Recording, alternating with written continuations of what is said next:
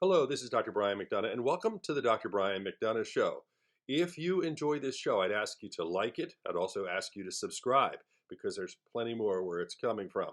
Our guest today is Mark Shaw, and he is very interesting because we're going to be talking about Marilyn Monroe, JFK, RFK, J. Edgar Hoover, Lee Harvey Oswald, Jack Ruby, and also Dorothy Kilgallen. Now, you may or may not know that name, but that name is fascinating because Dorothy Kilgallen was Barbara Walters before Barbara Walters.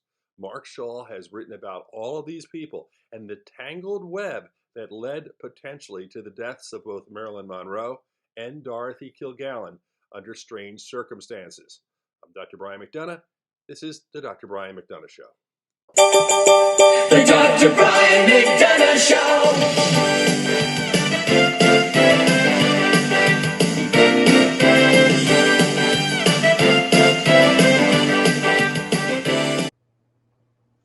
Hi, it's Dr. Brian McDonough with my guest, Mark Shaw. First of all, Mark, thank you for taking the time to join me. I really appreciate it. Well, it's my honor. You're a legend in many ways, Brian, so I'm privileged to be on your program.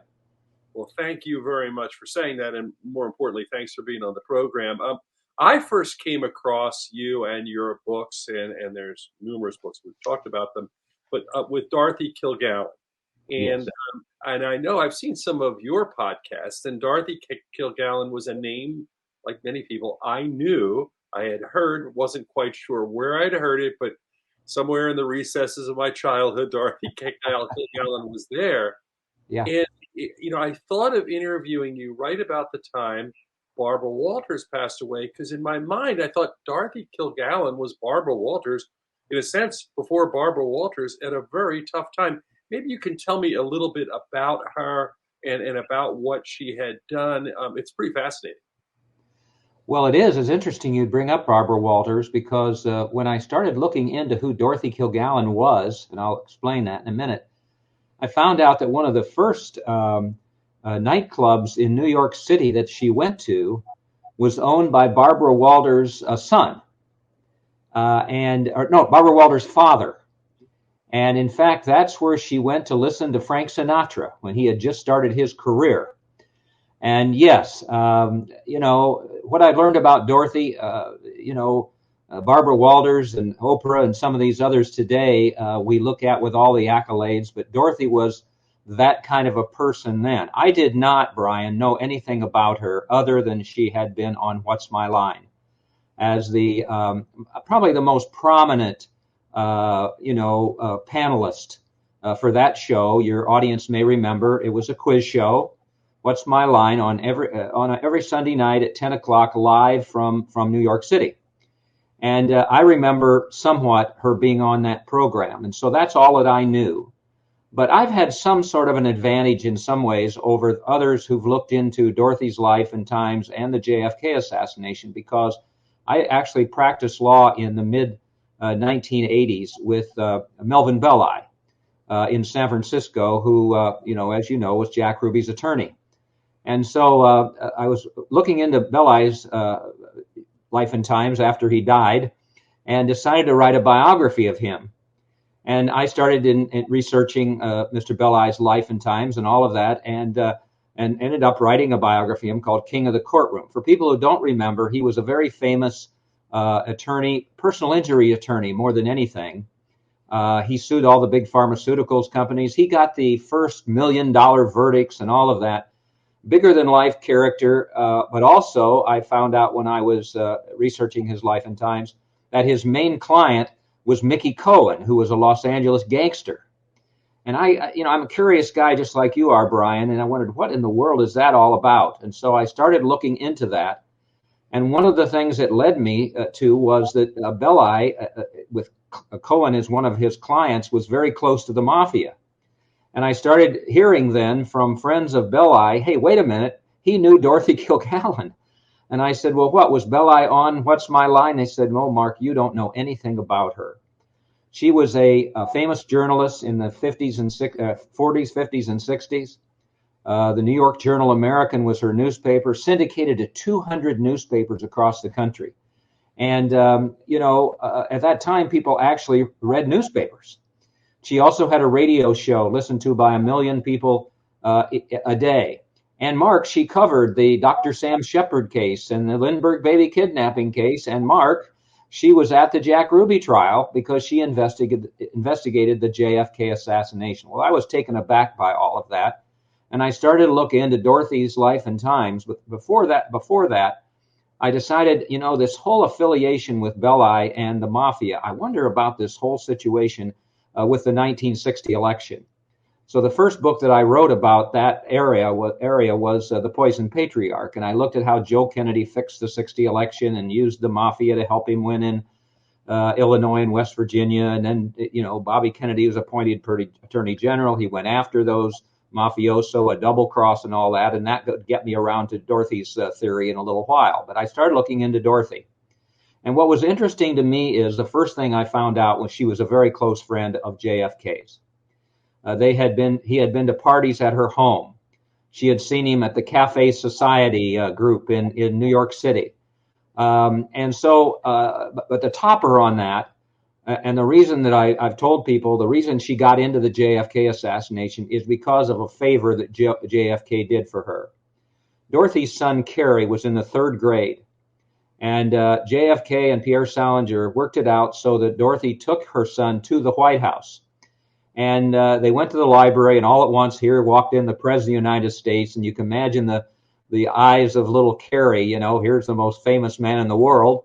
And he made a big fuss over Kerry. He gave him a PT 109 pin. He looked at letters he'd brought from the 3rd grade class.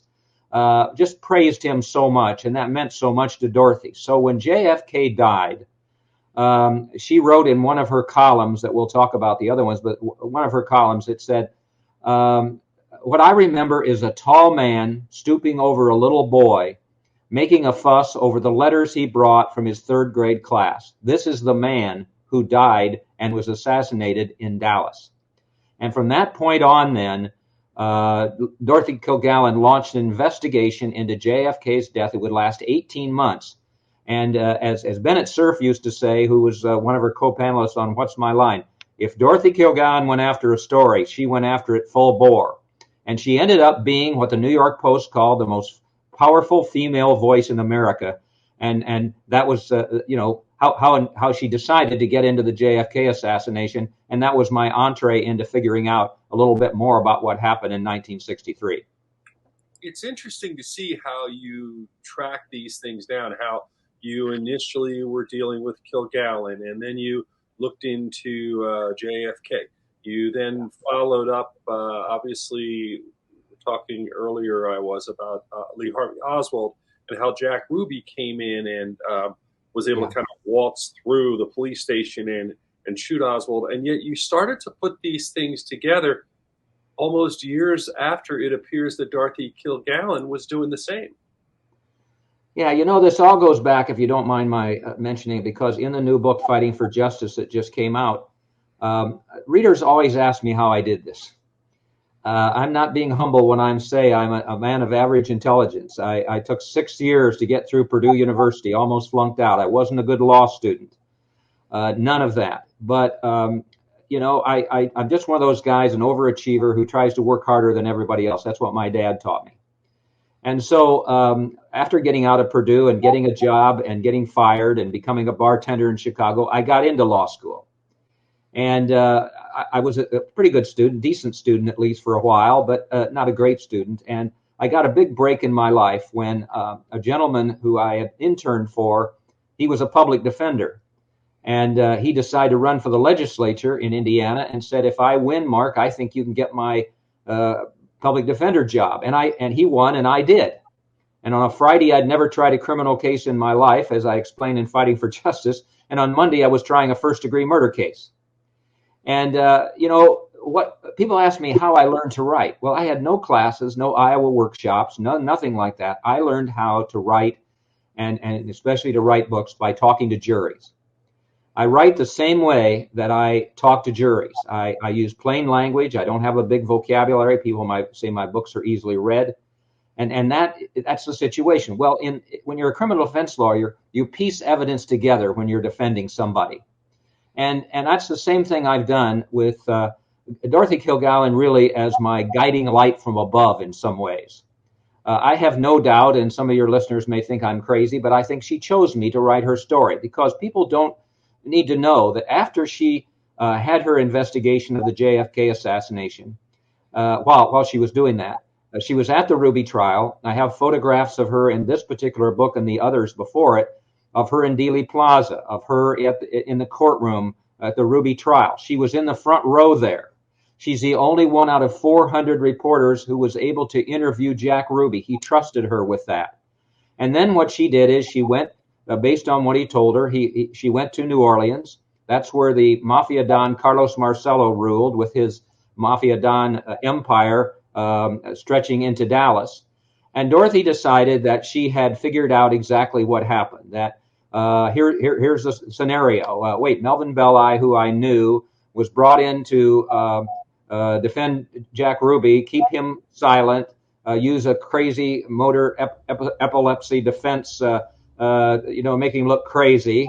Okay, so that meant that Oswald was involved in the assassination some way, but then that stretches back to Marcello, who was double-crossed by Joe Kennedy and Bobby Kennedy, and Marcello then orchestrated the death of JFK so that Bobby Kennedy would be powerless. He wanted to kill RFK, but if he did, he knew that everything the government had, JFK would come after him. So he orchestrated the death, she figured, of JFK so Bobby would be powerless. The proof there, Brian, is that that's exactly what happened. He never went after those mafioso again. Well, the biggest problem that Dorothy had, and as I mentioned in both Fighting for Justice and Collateral Damage, she was a blabbermouth, just like Marilyn Monroe was right before she died. And I've proven in the book she was killed, and we'll talk about that. But she went back to New York City, and she said, I'm gonna break this case wide open. It's the case of a lifetime. She told her hairdressers, and people can look at these videotapes of them on the DorothyKilgallenStory.org. All of those videos are up there, her columns, all of that about the JFK assassination. Oswald file must not close. She wasn't buying all that Oswald alone stuff. But she went back to New York. She told one hairdresser, if the wrong people knew what I know about the JFK assassination, it would cost me my life. I'm afraid for my life. I'm buying a gun. I'm changing my will. And unfortunately then, because of what we'll talk about with what Dorothy Kilgallen knew and what she was going to put in a book she was writing for Random House, those people who were afraid of what she was going to divulge ended up orchestrating her death. She was found in a bedroom she never slept in, bed she never slept in, wearing her eyelashes, hairpiece, and makeup. The ME came, and she never had any drug problems, but they saw a empty bottle of Seconal and decided that she had died of an overdose of drugs, circumstances undetermined.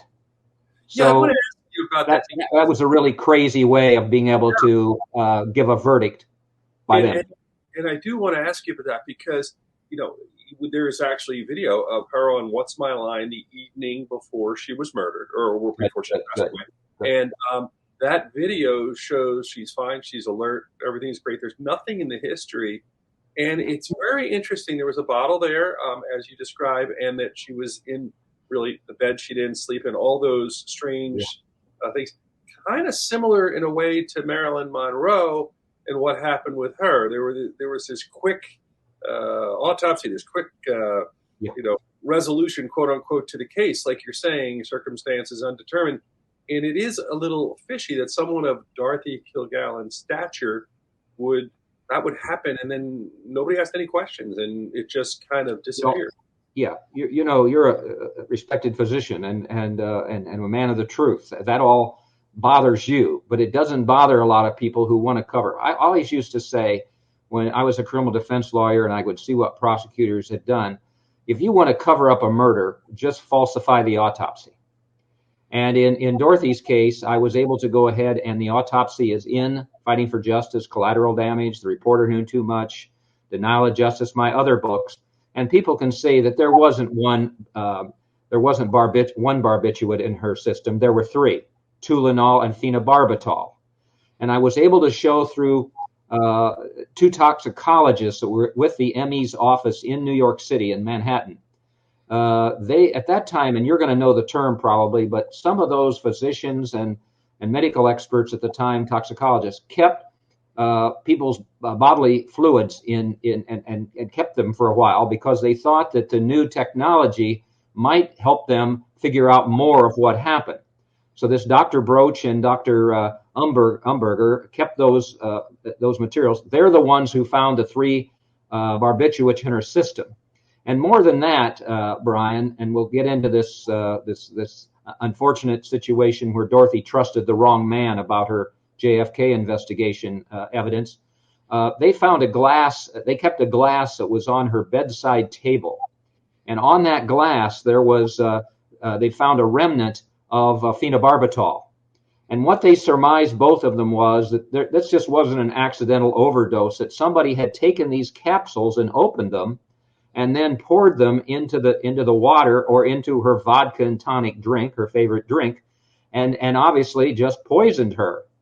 And so I was able to show that this wasn't an overdose of drugs, that Dorothy was silenced because of all the other evidence that came into play there that you would use in a court of law, motive with regard to her not overdosing. Just like you mentioned, no evidence of any drug problems. The night before she died, you watch her on What's My Line and all of that. And so I was able to put that whole picture together, doing it a great deal like I would have done in the courtroom when I was a defense lawyer.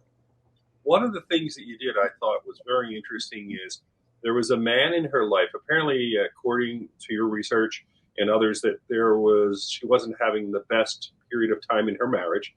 And there was a man in her life who was maybe 20 years younger, who was a writer, a reporter, who was a confidant of hers and perhaps a lover. And what happened in that situation was she trusted him greatly, and she got together with him apparently after the What's My Line program the night before she was found dead. Yeah, this is pretty fascinating to me in many ways. Again, I'm telling you, I'm not the smartest guy in the world. I've been shocked that my alma mater, Purdue University, is archiving my body of work. Who would have ever thought that would happen? For that, but if you use good common sense at times, okay, that can mean a great deal. And there's another thing I should mention. I did a presentation up at the Commonwealth Club of San Francisco. Maybe that's one that you watched.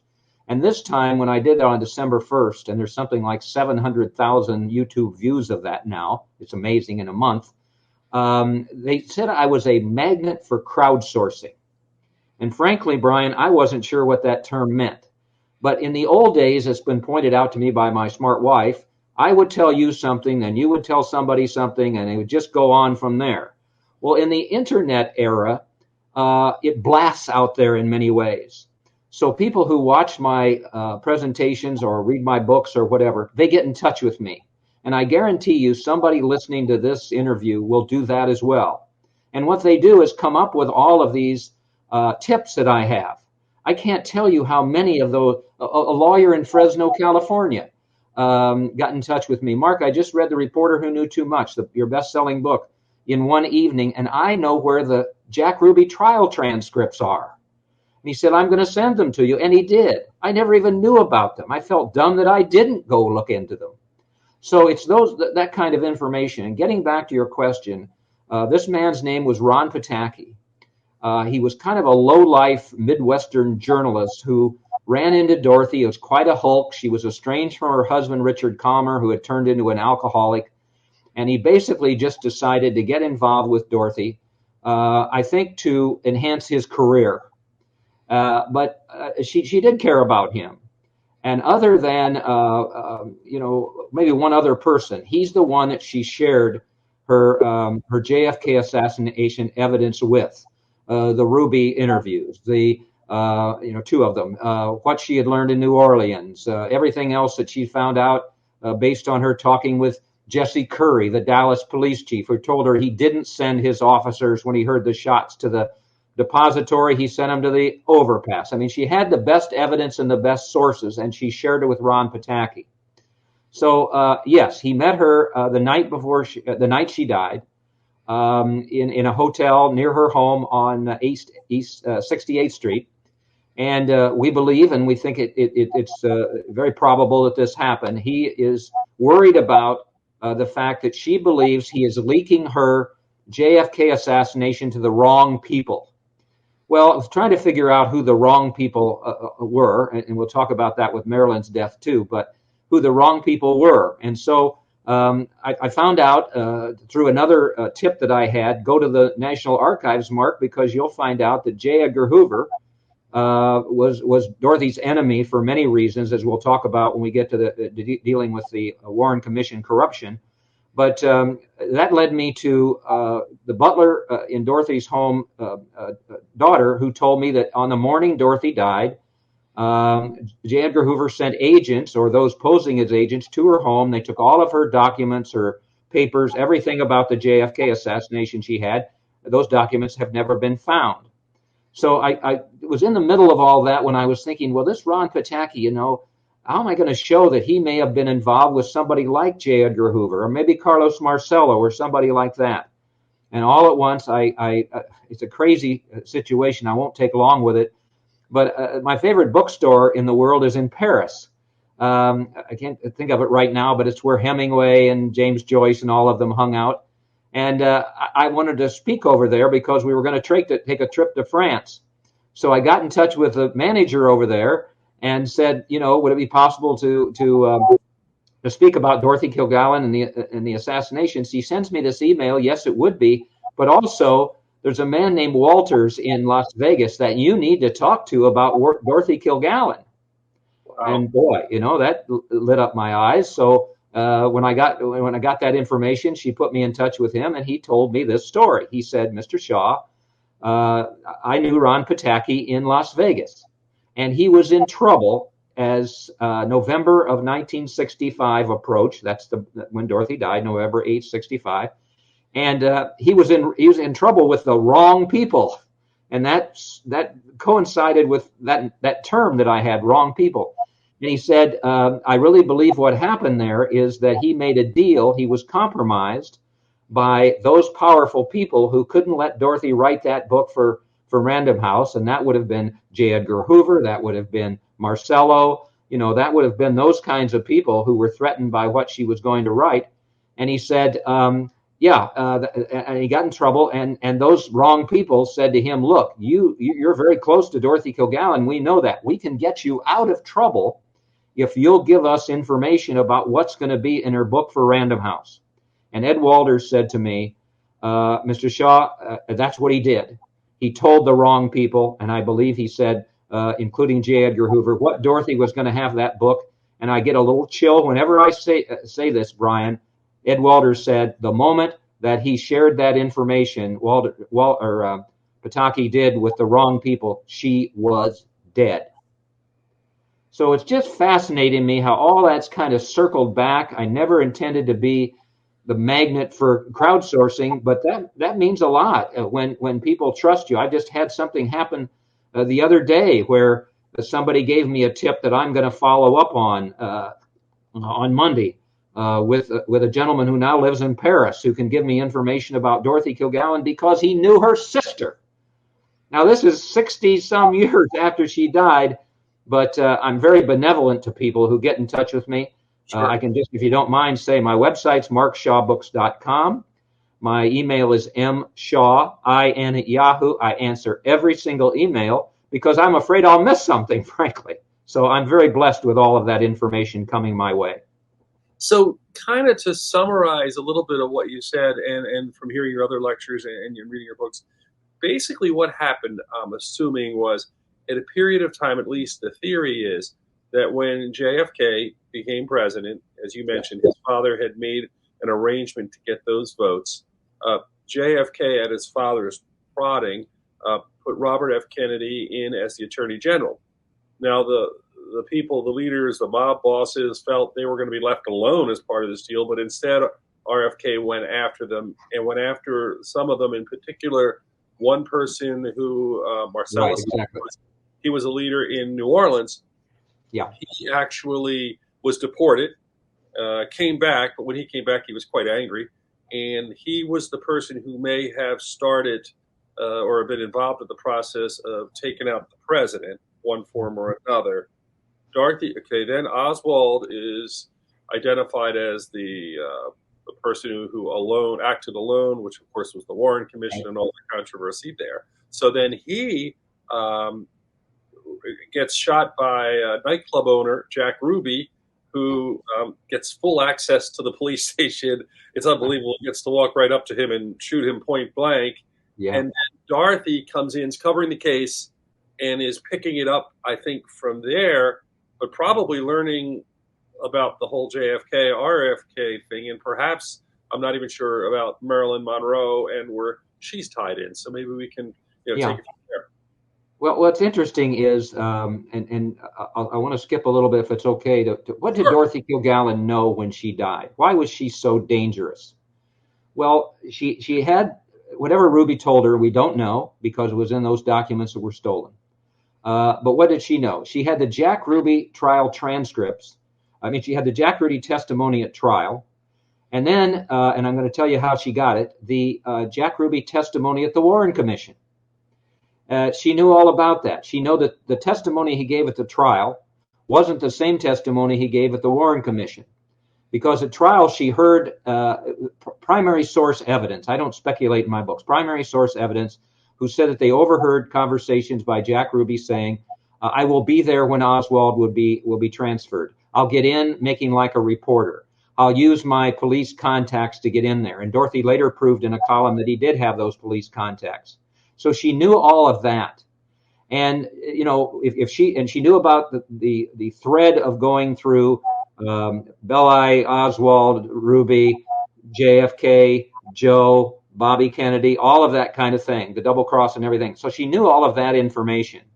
But what's interesting, again, is how this all works, because thread goes on through the Warren Commission. And the way it does is another one of those situations that I could never have imagined. And that is that this gentleman in February, named Morris Wolf, sent me an email saying, I just watched a presentation of yours at the Allen Public Library in Dallas that went viral with 4.5 million views, and I know Dorothy Kilgallen. And you can imagine, again, it was a wow moment for me. So he said, I want to talk to you, and I called him. And Mr. Wolf is a very distinguished man. He was an Amherst college graduate, Yale Law School, and then he told me, Mr. Shaw, I worked for Bobby Kennedy when he was Attorney General. And in fact, I was there. Of course, JFK was in the White House, and I became the go-between the Justice Department and the White House with messages between both of them because they were afraid to use the telephone. They thought that J. Edgar Hoover might be tapping their phones. And I said, my goodness, Mr. Wolf, is that the case? He said, yes, but more than that, Mr. Shaw. And I'll tell you how I knew Dorothy in a minute. But I was, after I left Bobby Kennedy's office, I was a legislative assistant to one of the Warren Commission members. Boy, you can imagine what's going through my mind. Because nobody's ever gotten inside the Warren Commission. They had the, silence edict from J. Edgar Hoover and LBJ. Don't talk to anybody about this. So I'm listening very closely. And he said, I used to ride with this senator to the Warren Commission hearings in his Saab. He was a very tall man. He barely could get in there. And sometimes I would wait for him and I would watch the hearings. And the first thing I have to tell you is very seldom were there members even at the hearings. They used the staff members, not the members at all. And I said, is that true? He said, yes. And then I want to tell you some things, and I'm going to quote just a little bit of what he said, that senator said, and then I'll identify him. He said, this senator said, the commission members already know about the Jack Ruby connection to organized crime, but they don't want to touch it. He said, it's more than Oswald, but Hoover and Chief Justice Earl Warren keep pushing the Oswald alone conclusion. He said, our new president, Lyndon Johnson, wants to cover up the truth. They want to bury the truth under a pile of stones. And finally, and this was the rationale finally for the Warren Commission report conclusion that it was Oswald alone. They say it's Oswald alone is good for God and the country, but there is internal corruption, and I don't know why. I'm writing these things down as fast as I can, as you would, Brian, because this was a real breakthrough. All these matters are kind of my contributions to history from this little guy who grew up in Indiana. And I'm proud of being able to do that. But sometimes the illogic of how this happened happens just makes me, shake my head. But then he said, well, Mr. Shaw, I can tell you who it was. And what I'm going to do is pick up the book, and only for the reason that I want people to see what's on the cover. Well, you see J. Edgar Hoover here, Marilyn Monroe, who will connect to Dorothy's death, connect to JFK's death, Dorothy Kilgallen over here, and Bobby Kennedy. But right here is a photograph of the Warren Commission giving the report to LBJ.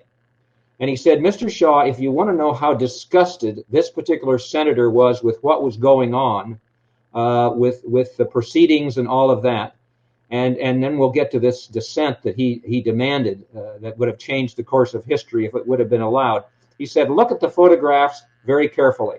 Everybody is standing by themselves. You've got Senator Richard Russell here, Jerry Ford, Earl Warren, LBJ. There's Allen Dulles. He said one man is kind of hiding behind everybody else, and that is Senator John Sherman Cooper of Kentucky.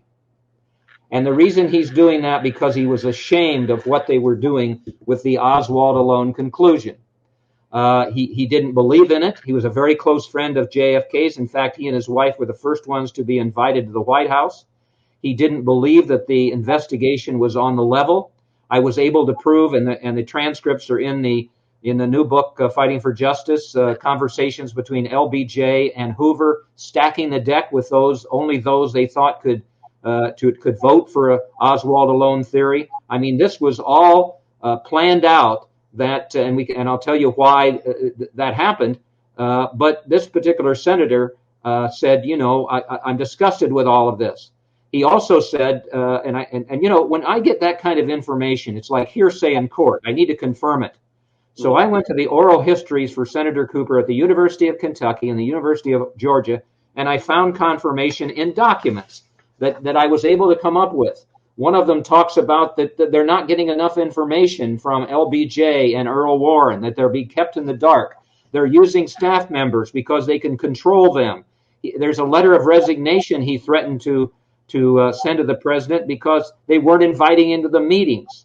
And one of the most devastating things that I found in there is that he and Richard Russell, the senator from Georgia, demanded in the final report a dissent, a minority report that said they did not believe in the silver bullet theory.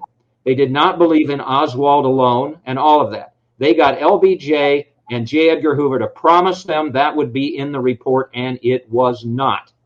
And as you can imagine, this whole deal with perpetuating the Oswald alone theory would have been changed then, because in that situation, the dissent would have made a lot of difference, but it was never part of that final report.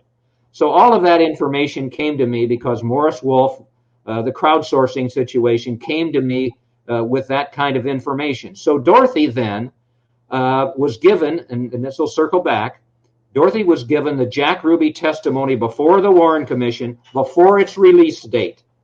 She printed it, posted it, published it on the front page of the Journal American newspaper in New York at the time, infuriated J. Edgar Hoover. And I always wondered, where did she get that testimony? So I said to Morris Wolf, is it possible that Senator John Sherman Cooper, and I'll get just let me interject this. Mm-hmm. Morris Wolf finally says, the reason I know Dorothy Kilgallen is because I went to dinners at Senator John Sherman Cooper's his home in Georgetown at 29th and N Street, and I've proven that was where he lived. And I sat right next to Dorothy Kilgallen at the dinner table. She was a bright light bulb. She asked me all these questions. She was investigating me and all of that while we were having our salad and our main meal. And he said, I was amazed with her and what she was like. And when I asked him the question then about where did she get this Jack Ruby Warren Commission testimony, could that be possible? He said, very likely. And also, I believe, as we'll talk about, the corruption in the Warren Commission, that Senator Cooper let Dorothy know about the corruption at the Warren Commission. So now what does she know? Well, she knows about the Jack Ruby testimony at trial. She knows about the Warren Commission testimony that doesn't sync with that testimony. She was given to it by Senator Cooper, a man of integrity, as Morris Wolf said, just like Dorothy was a woman of integrity. And now she knows about the corruption. Well, she was blabbing that all over New York City in November of 1965. And unfortunately, the wrong people found out about that, and they had no option but to silence Dorothy Kilgallen. You're watching the Dr. Brian McDonough Show. My guest is Mark Shaw. And if you want to subscribe, please subscribe to the YouTube channel. And obviously, with social media, this is everywhere. And one of the things I think that is fascinating and I respect about you is even to the level of, was that the address of the senator? You have done the research. You've done these things years later to support, like an attorney, what you do. It frustrates me on two levels for Dorothy Kilgallen. The first is that, first of all, it shows that you could be any level of fame, power, and you still theoretically could be taken out. But the second thing that bothers me is she was onto something. The manuscript obviously disappeared, and she was getting it real time. I mean, what you've been able to do 40, 50, 60 years later, essentially, is get this information. She probably, she was there. She was at the trial. She was talking to people firsthand. What she must have known and what must have been going in her mind would have probably blown the cover off this. Well, what's disturbing to me at times, Brian, is that I wasn't there at the Ruby trial. I wasn't there at that time. All of these so-called experts and authors through the years have written all these books. They weren't there.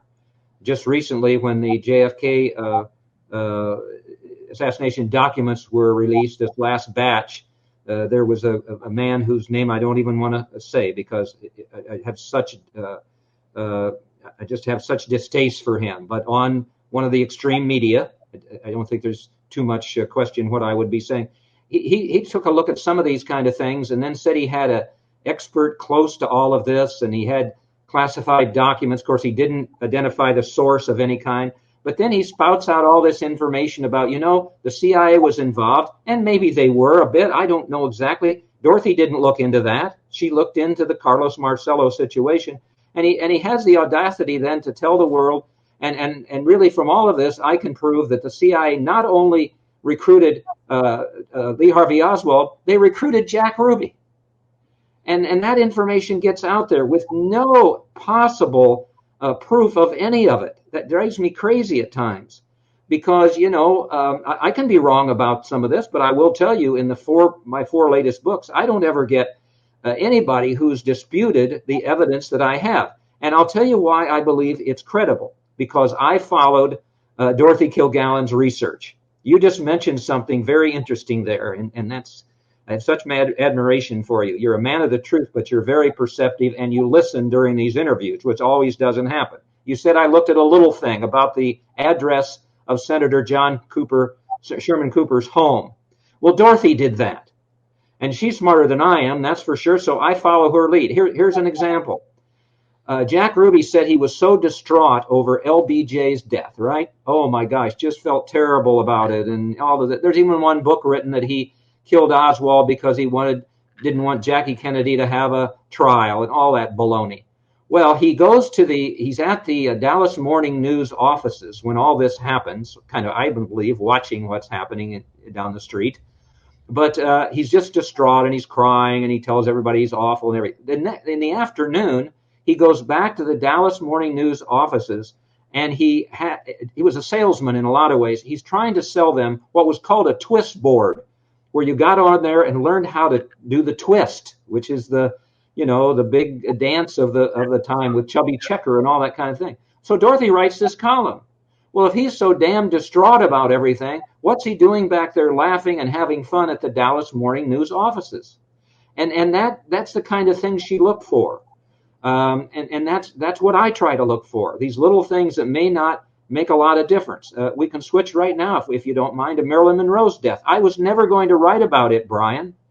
I had written The Reporter Who Knew Too Much, Denial of Justice, Collateral Damage. Denial of Justice and Denial of Justice and The Reporter Who Knew Too Much. And I was going to quit.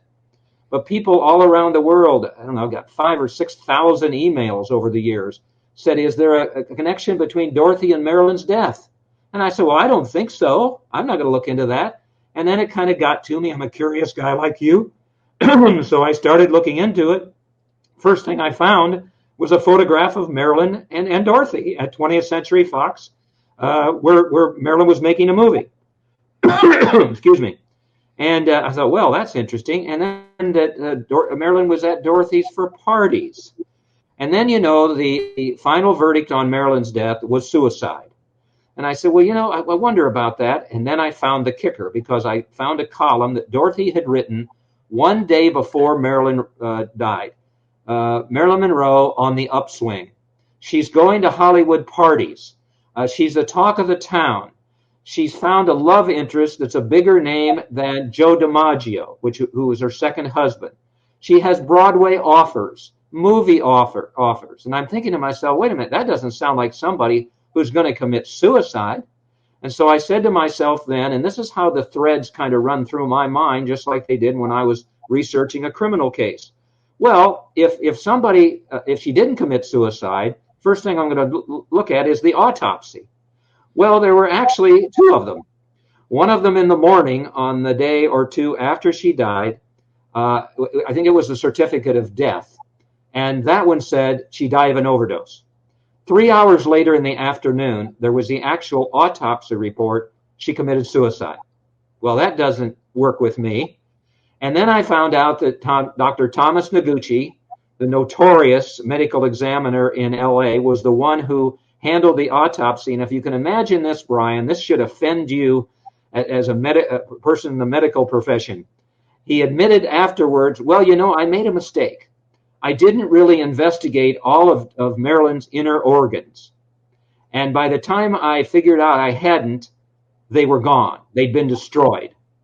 Well, you talk about, this is one of the most, maybe the most famous person in the world, and they can't get the autopsy right. So I thought, well, hey, it's JFK. Because as everybody knows, I'm sure your audience knows, and you can see it on YouTube, she was invited to sing Happy Birthday to JFK at Madison Square Garden.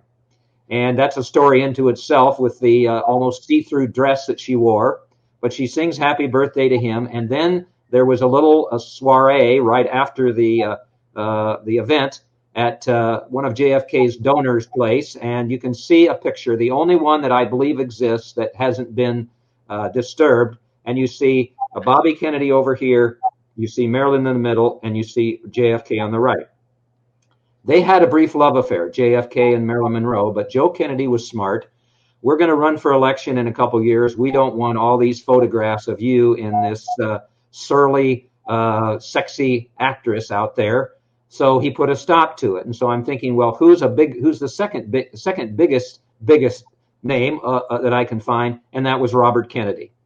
And that's where, again, my instincts that Dorothy, I think, would have had. She didn't believe Marilyn Monroe had been died. In fact, she told anybody who would listen, it's the Kennedys. But I used her instincts, and I started looking into Bobby Kennedy. Well, what's the first thing I found out? I was able to secure, and the document is in this book, a CIA document written a couple days before Marilyn's death. And it's lethal in nature. It divulges the fact that Marilyn Monroe and RFK's phones are being tapped at her Brentwood home that she had just gotten. And by the way, she had just gotten a dog that she loved. She'd just gotten her own home, and other reasons why she would never have committed suicide that Dorothy knew about. So anyway, all of that's going on, and I find out that Bobby Kennedy, in that CIA document, first it says Bobby Kennedy had a torrid love affair with Marilyn Monroe in the summer of 1962. In fact, he told her that he was going to divorce Ethel Kennedy and marry Marilyn. And in that document also, it says that Marilyn Monroe was privy to conversations with either JFK or RFK, that JFK was planning to have Fidel Castro assassinated. And with regard to the love affair and those matters of national security, she was going to go to the media because both Kennedys had dumped her. I have this visual in Fighting for Justice where she's sitting by the phone. They won't answer her phone calls. She's crying Dorothy had just written a column about her looking for love, and she's going to the media. Well, it would have been one thing, Brian, for her go to the media and talk about the love affairs. That probably could have been squelched. But if she would have gone to the media and given them the conversation she heard about matters of national security that the Kennedys were either telling her with pillow talk or to impress her or whatever, that's treason that they're doing that. And they could not let Marilyn go to the media. So I was able to prove then that Bobby Kennedy was in L.A. He wasn't in San Francisco, as he said. I have duplication of documents there at 20th Century Fox when he landed in a helicopter with Peter Lawford on the day Marilyn died. I have authentic accounts of he and Lawford going to Marilyn Monroe's home, begging her not to go to the media. She refused. And I'm telling you what, it was the same situation that I encountered with someone, a good source telling me the same thing that Ed Walders told me about Dorothy Kilgallen when Ron Pataki leaked her material to the wrong people, when Marilyn Monroe refused to not go to the media with what she knew that the Kennedys had told her she was dead too. I have two new accounts in the book about Bobby's involvement in Marilyn's death. One of them is by a relative of Joe DiMaggio, who wrote in a book that I've authenticated that her mother was on the phone with Marilyn Monroe when intruders were in Marilyn Monroe's home. And it's frightening because she's hearing Marilyn, who's very, very upset with what's going on and who she's talking to. And this particular woman was so scared that she recognized the voice, and so scared that she would never divulge it to her family. She told them, we can't do that. We can't, do that, or it's going to cost us, injuries and threats to ourselves. That's the one. The other one is a woman in Boston, Massachusetts, who was a friend of the Kennedy family, who knew Ted Kennedy and some of the Kennedys very, very well. And she gives me an account of Bobby Kennedy deciding that there has to be action taken against Marilyn Monroe. Two of his thugs, as she says it, ended up going to Marilyn's home. They left open a door there, left open a window there so that the thugs could get into her home. I'm not going to get into exactly how Marilyn Monroe died because it's so nasty, but people can read about it in Fighting for Justice and how Marilyn Monroe was silenced. It had nothing to do with her overdosing on drugs or committing suicide or anything else like that. And it's interesting because I've gotten a little bit more of support for that theory in the last few days from somebody else who's now gotten in touch with me and was even closer to Bobby Kennedy and the Kennedys and supplements that account that I have. You see, they couldn't let these two women, both of them. I'm sorry, I get very emotional about this. Neither one of these two women should have died. They both got too close to the truth. Dorothy, especially with regard to the JFK assassination, both involved with powerful men and both involved with those who could cover up all of that. Hoover with Dorothy's death, Joe Kennedy with Marilyn Monroe's death. Hell, the Kennedys were involved with blocking any investigation by the Warren Commission into the '60 election or Bobby Kennedy's involvement in Marilyn Monroe's death. They used Nicholas Katzenbach, the Attorney General, after Bobby resigned, to send letters to the commission members. You should only look into the Oswald alone theory and nothing else. They didn't want any investigations into anything else. Hoover didn't want an investigation because if it's a nut like Oswald who shot the president and killed him, the FBI can't be held accountable. If it's a plot to kill the president, like Dorothy knew about it, then the FBI should have known. So they all had something to protect with the Warren Commission. But Bobby Kennedy is really the bad one here, in my opinion. And it really caused me a lot of distaste sometimes when I think about, there's a bridge named after him in New York City. The FBI building is named after J. Edgar Hoover. These were bad guys, corrupt guys. And yet, I must tell you, in some ways, sometimes when I get some of my emails, people say, with the Commonwealth presentation that people can look at on YouTube, Commonwealth Club, there's all these views I talked about, 700,000 in the last month, but there's 11,000 comments. And go in there and take a look, because some of them are about Dorothy. And one person the other day when I looked at them said she had the balls of a man and she was the toughest one out there, and I have such respect for her and everything else. But other ones say, hey, Mark, go investigate live people who go investigate people that died in the last 5 years or something like that and everything. But this is all about history. But sometimes, Brian, I don't know if people are really interested in history, if they really want to know about these things. Sometimes I wonder if they really care, and that's too bad, of course. Now, you have literally spent years of your life following up on this, and I could tell by your voice that you're passionate about it, and you feel for those two women as human beings. Where do you think this leads? I mean, do you think there will be more and more information? Does it, from your experience as a lawyer, does it eventually dry up because the sources are gone? Well, I wanted to put Ron Pataki in prison.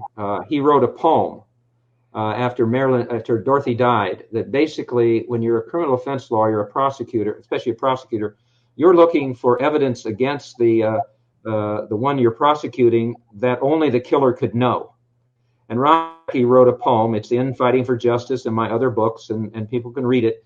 It talks about drugs being put in a vodka and tonic drink. And it basically shows exactly what the theory is about how Dorothy died. Unfortunately, Ron Pataki died a few months ago. I had gone to the New York Police Department and the DA's office. They looked into the Dorothy death for a while. And then, it's an old case. It's a cold case in many ways, I think. But unfortunately, they didn't do much about it. With this new evidence that I have now about how much more danger Dorothy was in, knowing about the Warren Commission corruption and everything else, and other evidence that I have about her death and the forensics and everything, I'm going back to the New York Manhattan District Attorney in next month or the month after, trying to get them to reopen her case. I'm not going to give up on that, and I have a lot of supporters out there, including a pretty well-known attorney now who's going to back my play there with Marilyn. Last year, I wrote a letter with all of my evidence about Marilyn Monroe. I sent him the book Collateral Damage. I showed how it was connected to the deaths of JFK and Dorothy and all of that. I set out all of the evidence I had that she did not commit suicide, and why the case should be reopened and reinvestigated and all of that, to George Gasson, who's the LA district attorney. I didn't even get a reply. Now, I've got new evidence Marilyn died, and I'm going to give it again another try, because I've got somebody down in LA now that's got more power than me. Once in a while, I think what happens, and I just thought of this, is that, and there's skepticism about this, and probably should be. Mark, all you're trying to do is sell books. Well, I'm not, but I can see how people would believe that. So I need some more power behind me, independent of me in some ways, who can go after these two women's cases and hopefully, get the justice for them. I'll keep fighting for justice, like the title of the new book. But if I can get that help from them and provide more evidence for them and so on and so forth, I think I'll have a better shot at it this time. Well, I want to thank you for taking the time to join me on the program. I will tell you, the fact that Purdue is taking all of your research and information and keeping it out there, that's a treasure trove, for generations to come as well. I think that's something that, I can see where you're really proud about that, because I'm sure there will be other people who will, they'll see programs like this or others, or, they'll read your books. And I think that it does spark a curiosity, because there is a fascination with the Kennedys. And I think, I think what you did in wrapping it up, getting back to where we started with Dorothy Kilgallen, is I think you brought to life for her some sort of justice that people like me who knew nothing read about it, learn about it, and realize this is one heck of a person who deserves a lot of respect and had a heck of a life. But I want to thank you for taking the time. You were very generous with your time and joining me. And again, keep up the great work. I'm following from a distance, as are many people. So, well, thank you.